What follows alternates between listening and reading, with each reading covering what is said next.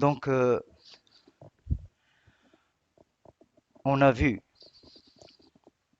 une classification du règne animal en suivant des critères d'ordre embryologique. Ensuite, on a étudié les protozoaires, les spongiaires. Maintenant, on va attaquer un autre groupe, c'est celui des nématelminthes. Donc, avant d'étudier ce groupe-là, avant de voir un petit peu de quoi s'agit-il, vous allez donc observer comment se présente un exemple d'un nématelmenthe. Regardez, il s'agit de l'ascaris. Ce sont des vers ronds. Et regardez ici, à droite, il s'agit d'une femelle et à gauche, il s'agit d'un mâle. Donc, après, on va voir ces différences entre gamètes mâles, entre Ascaris mâle et Ascaris femelle. Les nématelminthes, comme d'habitude, on va commencer par les caractères généraux de ces nématelminthes. Les caractères généraux. Ce sont des métazoaires. Ce sont des pluricellulaires. Des animaux qui sont formés par plusieurs cellules. Ce sont des triploblastiques. Ce n'est pas comme les spongiaires. Les spongiaires sont des diploblastiques. Ils possèdent l'endoderme, l'ectoderme et la mésoglie. Mais ces nématelminthes, ce sont des triploblastiques. Ils présentent 3 feuillets, à savoir l'ectoderme, le mésoderme et l'endoderme. Ce sont des acélomates. Ils ne possèdent pas de cellome. Ce sont des protostomiens. Donc ici, vous devez retenir ces mots-là. Un protostomien, c'est-à-dire que la bouche apparaît la première au cours du développement embryonnaire. La symétrie, il est bilatéral. Et il s'agit aussi des hyponoriens. La chaîne nerveuse est située ventralement par rapport au tube digestif. Comme on a dit au début, ce sont des vers ronds, filiformes, non segmentés, à cuticules épaisses et non ciliées. Leur croissance est discontinue, c'est-à-dire ils possèdent des mues. Il y a une croissance continue, comme par exemple chez l'espèce humaine, et il y a une croissance discontinue qui, chez par exemple les nématelminthes ou bien les insectes, il s'agit des mues, une certaine transformation.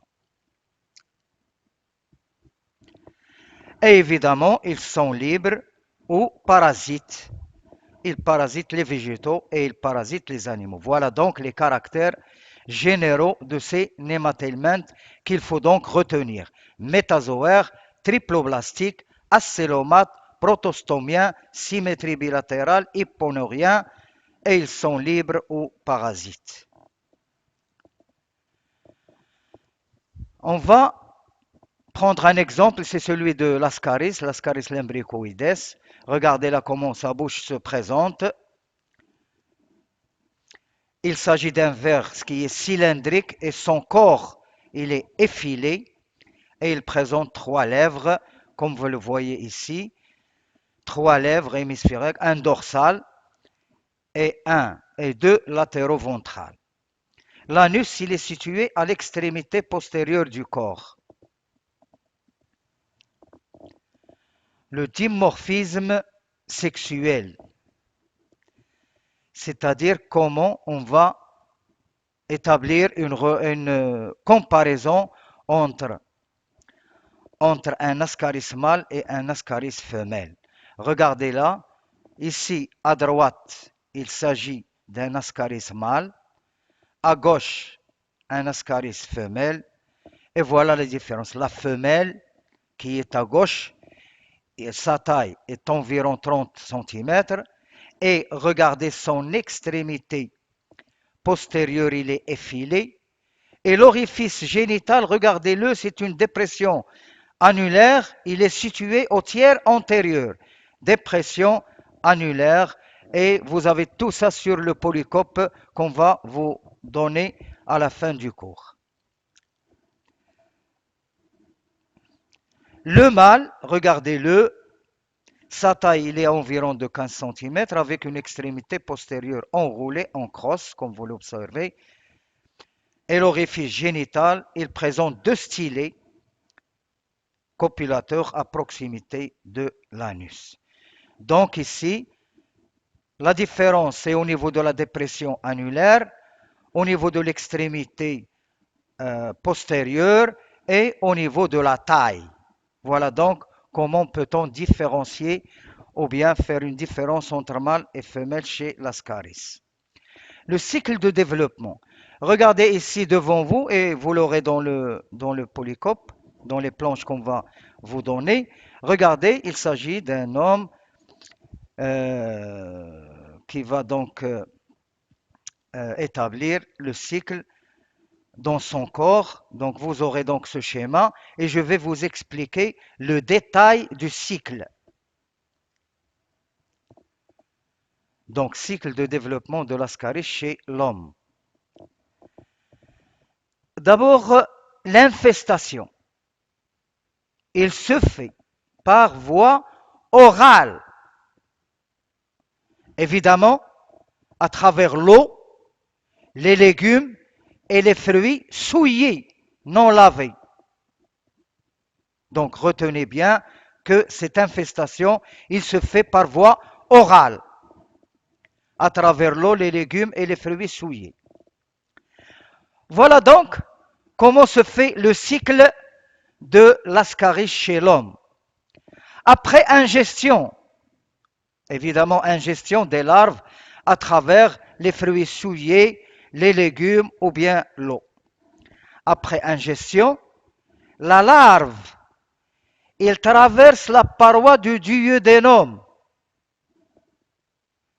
et par voie sanguine, il gagne le foie où il reste 3 à 4 jours. Ensuite, il va directement vers le cœur droit, les poumons, puis dans l'intestin où il se transforme en adulte. Donc retenez bien que les adultes se trouvent dans l'intestin. Si j'ai dit adultes, c'est-à-dire les mâles et les femelles. La libération des œufs dans les selles commence 8 à 10 semaines après cette infestation. Donc il s'agit d'un cycle qu'on appelle un cycle direct à un seul hôte monoxène. C'est un cycle monoxène. Donc quels sont les symptômes? Les symptômes de cette maladie, c'est la toux. Vous savez qu'est-ce que c'est que la toux? Souvent sèche, élévation de la température, les troubles digestifs, la diarrhée, le vomissement. La chose la plus importante ici, la plus grave, c'est qu'on peut même assister à des complications telles que l'occlusion, c'est-à-dire la fermeture, l'occlusion intestinale. Il y a aussi l'abcès du foie et une pancréatite aiguë. Regardez bien et retenez bien ce cycle-là et retenez bien les symptômes. Maintenant, on passe aux annélides. Et avant de commencer, comme toujours, chaque fois qu'on va commencer un groupe, on doit observer les animaux, comment ils se présentent. Les annélides, ce sont des vers. Regardez le corps, regardez leur corps. Il est annelé. Il est annelé. Il y a des parapodes, il y a absence de parapode, c'est ce qu'on va regarder. Mais au début, regardez comment ça se présente ce genre de annélide.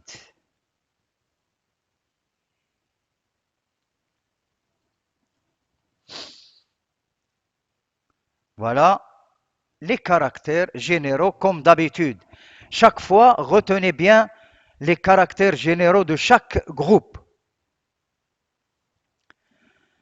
C'est pas la peine qu'on recommence l'explication parce qu'il s'agit des mots qu'on utilise chaque fois et on l'a expliqué 2 à 3 fois.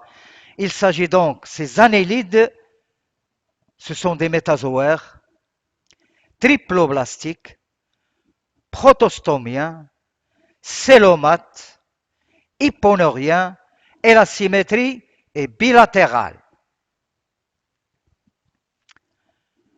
Leur corps, il est divisé en 3 parties.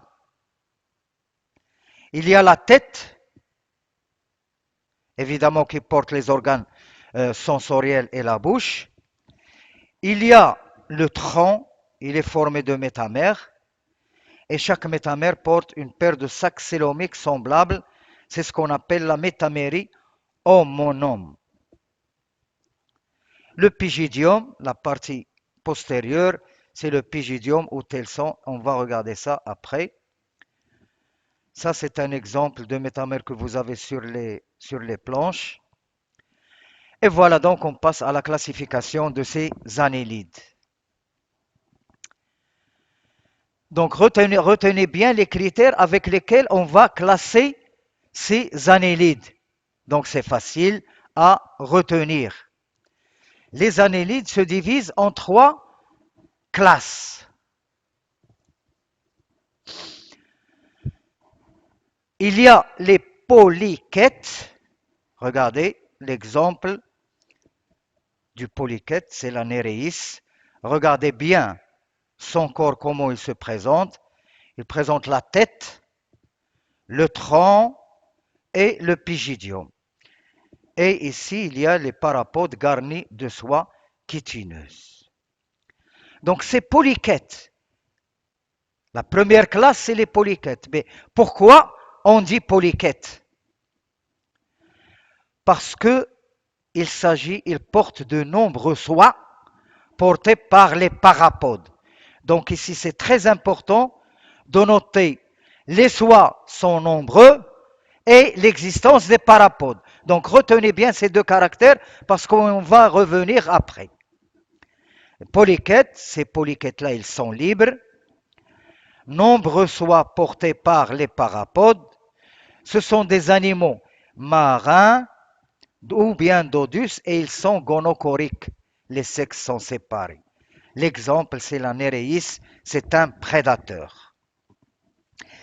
Donc ici, on va essayer de bien observer comment se présente la tête de ces polychètes. C'est ce qu'on appelle la trempe des vaginés. Regardez bien cette trempe des vaginés. Il est composé de deux parties essentielles, le protostomium et le péristomium. Après, je vais vous donner le texte qui montre qu'est-ce qu'on trouve au niveau du protostomium, qu'est-ce qu'on trouve au niveau du péristomium et quelles sont les autres parties. Regardez bien cette trempe des vaginés. Commençons par la droite, du haut vers le bas. On distingue les denticules, les palpes protostomiales, les protostomiums, les cires tenticulaires et les soies. À gauche, ou bien au milieu en haut, les mâchoires, et à gauche, les proboscites, c'est le pharynx, les tentacules protostomiales, le péristomium et les parapodes. Donc je vais vous montrer maintenant le corps de cette Néréis, comment se présente.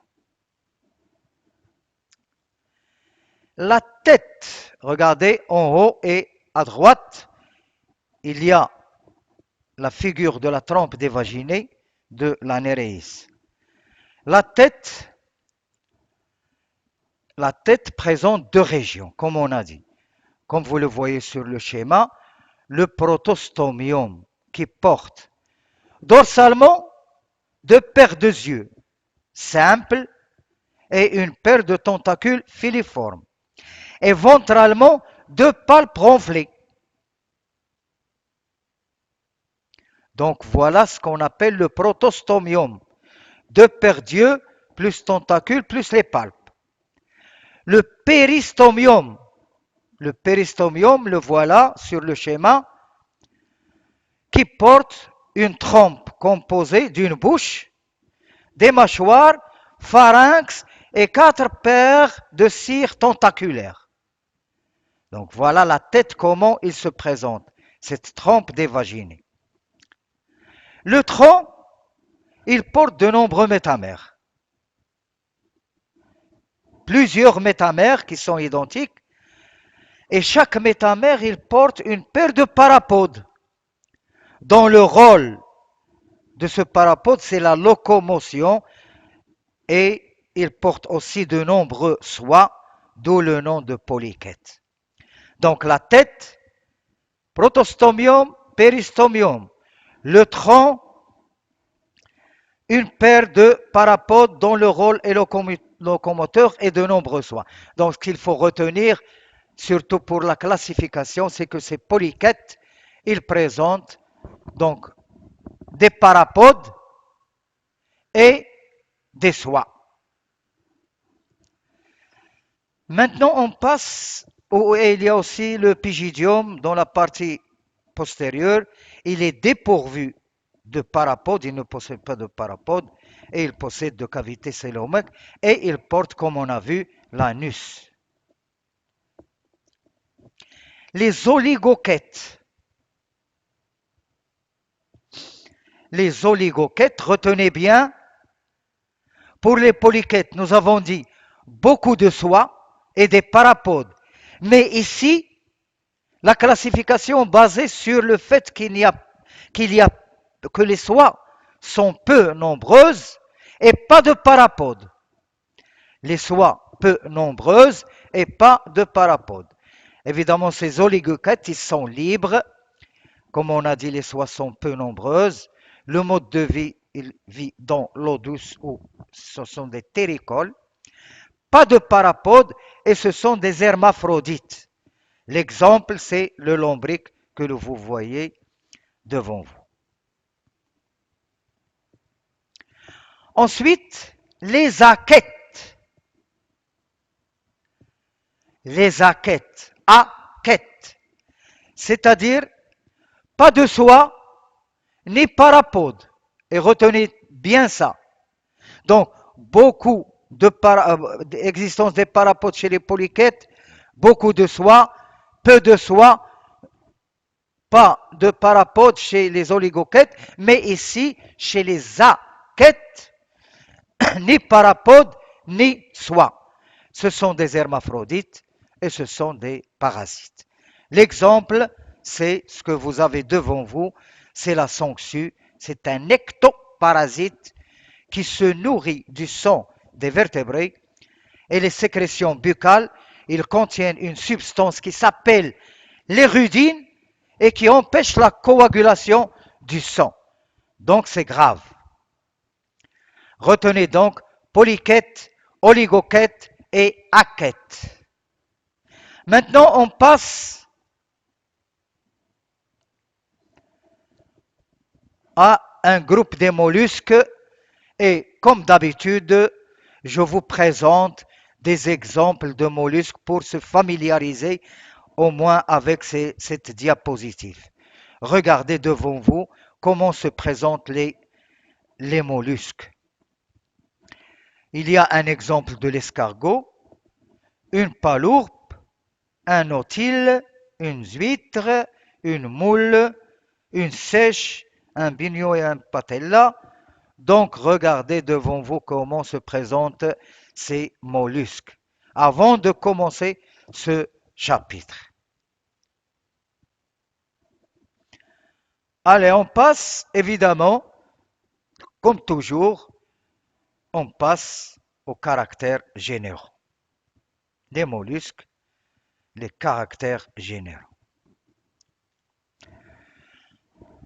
Donc, les caractères généraux, comme on a dit, ce sont des métazoaires triploblastique, célomate, protostomien, hyponeurien. La symétrie, il est bilatéral, mais il est altéré chez les gastéropodes. Leur corps non segmenté est mou, d'où le nom de mollusque. Et cette symétrie, il est uniquement altérée chez les gastéropodes parce qu'on assiste à une torsion du corps sous la coquille. Donc leur corps, il est segmenté et il est mou, d'où le mot de mollusque.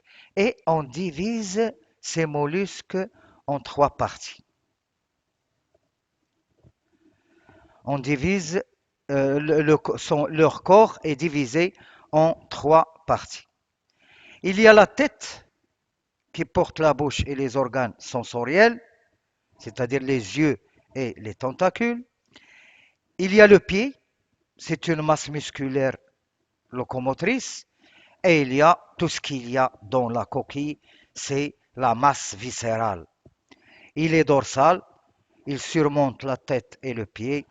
Il est enroulé à l'intérieur d'une coquille sécrétée par le manteau et il contient l'essentiel des organes. Donc pour la classification de ces mollusques, on s'intéresse uniquement aux classes les plus importantes. Ce sont les plus importantes classes sont les lamellibranches, les gastéropodes et les céphalopodes. Donc on va essayer de bien comprendre comment savoir un lamellibranche, un gastéropode, un céphalopode. Voilà donc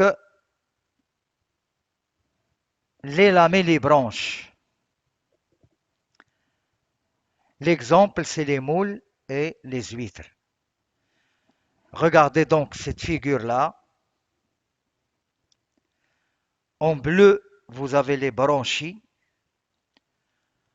À droite, le siphon inhalant, siphon exhalant.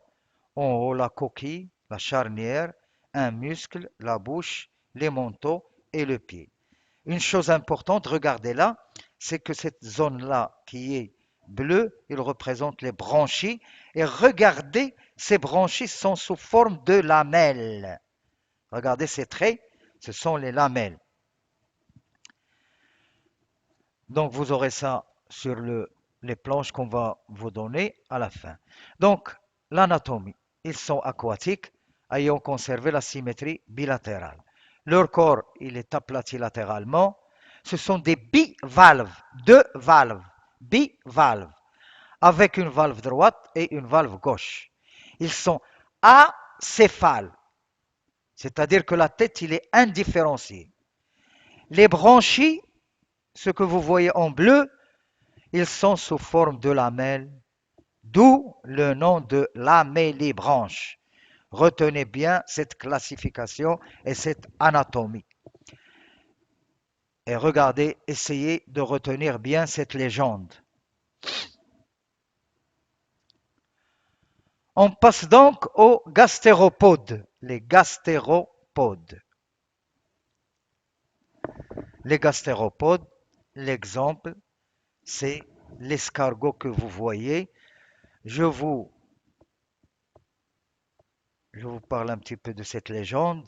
Regardez de gauche à droite les yeux, les tentacules, la bouche, l'orifice de pente, l'orifice du poumon, l'anus, le pied, bord du manteau, l'hépatopancréas en vert, les reins en jaune et le cœur en rouge.